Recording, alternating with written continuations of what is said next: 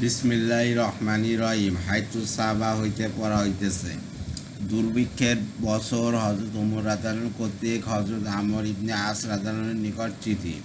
Lines ইবনে সাইদ রহমতুল্লাহ বলেন, হজরত উমর রাদিয়াল্লাহুর খেলাফত আমলে রমাদান বছর, আরবিতে রামত অর্থ সাই, দুর্ভিক্ষের কারণে লোকদের চেহারা ও গায়ের রং ছায়ের ন্যায় ফ্যাকাশে হইয়া যাওয়ার কারণে উহাকে রমাদান বছর বলা হয়।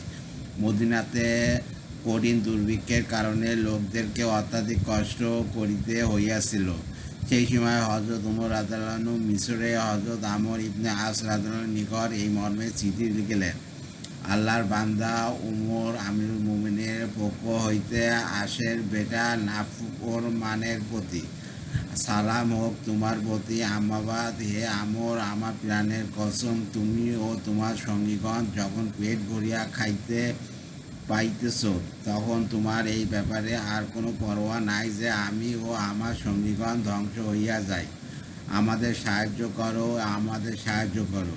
হযরত উমর রাদিয়াল্লাহু ভর্ৎসনার উদ্দেশ্যে নাফরমান বলিয়া সম্বোধন করিয়াছেন এবং অধিক তাগিদের জন্য নিজের প্রাণের কসম খাইয়াছেন।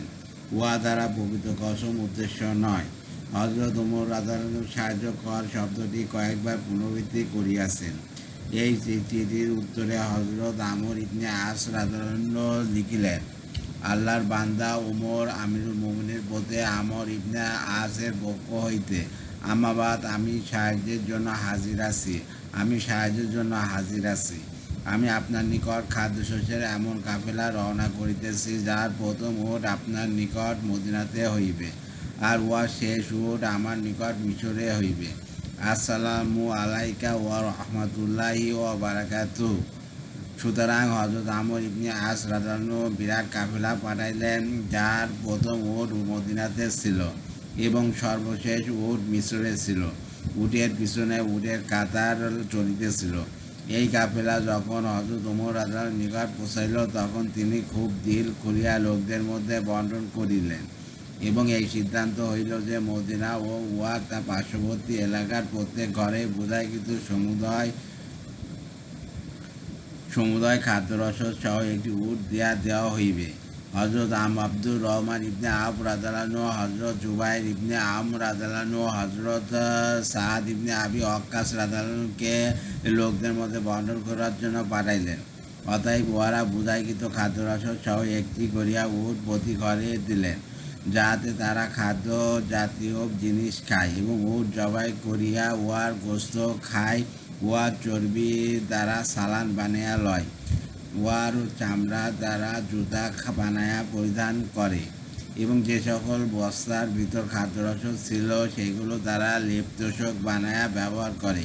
এভাবে আল্লাহ তাআলা লোকদেরকে অনেক সচ্ছলতা দান করিলেন।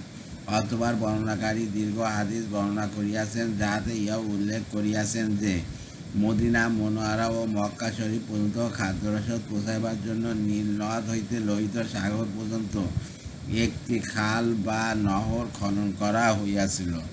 আসলাম রহমতুল্লাহ এই ঘটনা এইভাবে বর্ণনা করিয়াছেন যে হজরত উমর রাদিয়াল্লাহু তাআলা আনহু রমাদান বছর হজরত আমর ইবনে আস রাদিয়াল্লাহু তাআলা আনহুকে চিঠি লিখিলেন।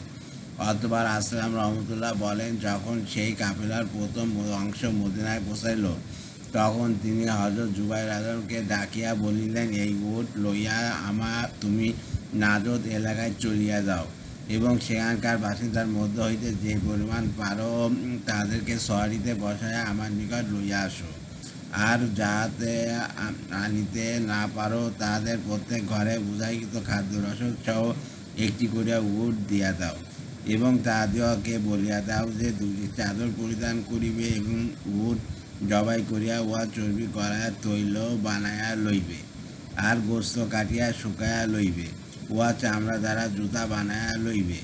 অথবা কিছু গোস্ত কিছু চর্বি এক মুষ্টি আটা মিশাইয়া উহা রান্না করিয়া খাওয়াইবে। আর এইভাবে আল্লাহ তাআলা তাদের জন্য পরবর্তীতে আরও রুজি বাড়ানোর পর্যন্ত তারা যেন কালাতিপাত করিতে থাকে। কিন্তু হজরত জুবাইর রাদিয়াল্লাহু এই কাজে যাইতে অস্বীকৃতি জানাইলেন। হজরত উমর রাদিয়াল্লাহু বলিলেন, আল্লাহর কসম, তুমি মৃত্যু পর্যন্ত এইরূপ বিরাট সওয়াবের কাজের সুযোগ পাইবে না।